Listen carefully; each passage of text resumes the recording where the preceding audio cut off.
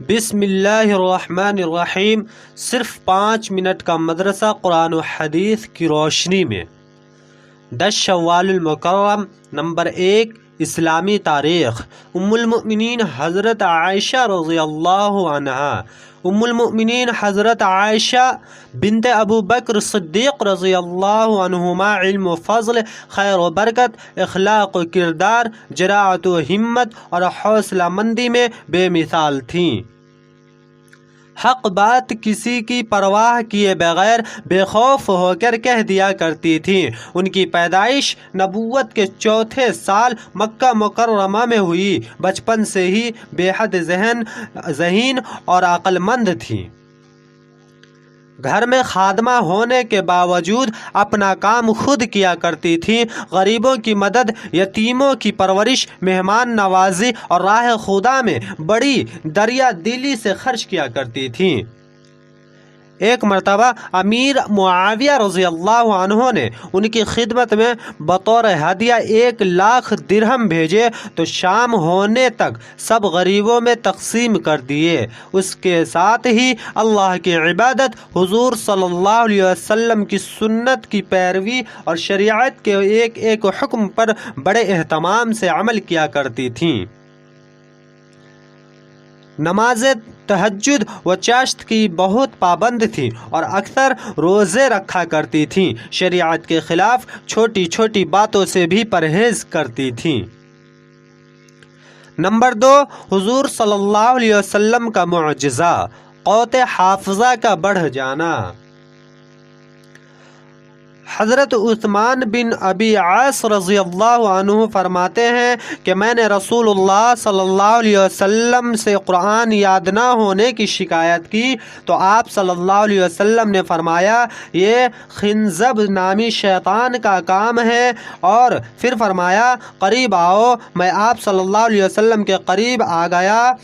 حضور صلی اللہ علیہ وسلم نے میرے سینہ پر ہاتھ مبارک رکھا جس سے مجھے ٹھنڈک بھی محسوس ہوئی، اور فرمایا شیطان عثمان کے سینے سے نکل جا۔ حضرت عثمان رضی اللہ عنہ فرماتے ہیں اس واقعہ کے بعد جو کچھ بھی سنتا وہ مجھے یاد ہو جاتی۔ نمبر 3، ایک فرض کے بارے میں، مطلقہ پر عدت واجب ہے۔ اللہ تعالی ارشاد فرماتے ہیں جن عورتوں کو طلاق دے دی گئی ہو وہ 3 مرتبہ حیض ماہواری آنے تک اپنے آپ کو انتظار میں رکھیں۔ فائدہ: طلاق کے بعد عورتوں پر 3 مرتبہ ایام ماہواری پورے ہونے تک عدت گزارنا واجب ہے، اور عدت گزارنا اس وقت واجب ہے جب میاں بیوی کے درمیان نکاح کے بعد خلوت ہو چکی ہو۔ نمبر 4، ایک سنت کے بارے میں، جب کوئی چیز گم ہو جائے۔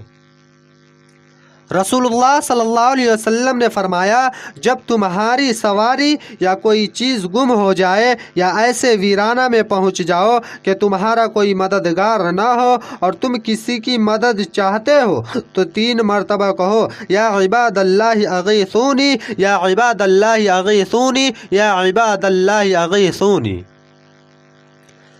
اے اللہ کے بندو میری مدد کرو، اے اللہ کے بندو میری مدد کرو، اے اللہ کے بندو میری مدد کرو۔ تو اللہ تعالی کے فرشتے ایسے بندے ہیں جنہیں ہم نہیں دیکھتے، وہ مدد کرتے ہیں۔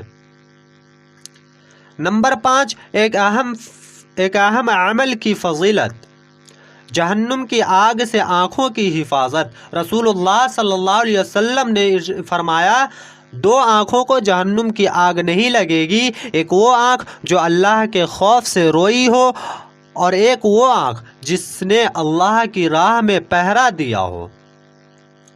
نمبر 6، ایک گناہ کے بارے میں، نام کمانے کے لیے زبان کا سیکھنا۔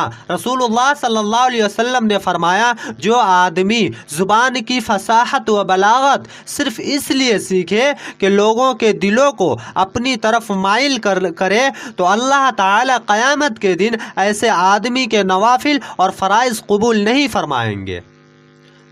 نمبر 7، دنیا کے بارے میں، ساری دنیا سے بہتر عمل۔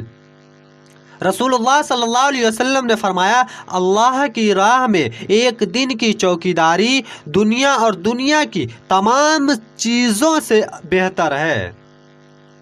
رسول اللہ صلی اللہ علیہ وسلم نے فرمایا اللہ کی راہ میں ایک دن کی چوکیداری دنیا اور دنیا کی تمام چیزوں سے بہتر ہے۔ نمبر 8، آخرت کے بارے میں ہم اپنے سرداروں کی وجہ سے گمراہ ہوئے۔ قرآن میں ہے اور وہ کافر لوگ کہیں گے اے ہمارے پروردگار، حقیقت یہ ہے کہ ہم نے اپنے سرداروں اور اپنے بڑوں کا کہنا مانا اور انہوں نے ہی سیدھے راستے سے ہمیں بھٹکا دیا۔ نمبر 9، طب نبوی سے علاج، بیماروں کو زبردستی نہ کھلانا۔ رسول اللہ صلی اللہ علیہ وسلم نے فرمایا اپنے بیماروں کو زبردستی کھلانے پلانے کی کوشش نہ کرو کیونکہ خدا تعالی انہیں کھلاتا پلاتا ہے۔ نمبر 10، نبی صلی اللہ علیہ وسلم کی نصیحت۔ رسول اللہ صلی اللہ علیہ وسلم نے حضرت معاذ رضی اللہ عنہ سے فرمایا کیا میں تمہیں وہ چیز بتلاؤں جس پر گویا اسلام کا مدار ہے اور جس کے بغیر یہ سب چیزیں ہیچ اور بے وزن ہیں؟ میں نے عرض کیا کیوں نہیں اے اللہ کے رسول، ضرور بتلائیے۔ پس آپ صلی اللہ علیہ وسلم نے اپنی زبان پکڑی اور فرمایا اس کو روکو تاکہ یہ چلنے میں بے باک اور بے احتیاط نہ ہو جائے۔ اللہ تعالی ہم سب کو کہنے سے زیادہ عمل کرنے کی توفیق عطا فرمائے۔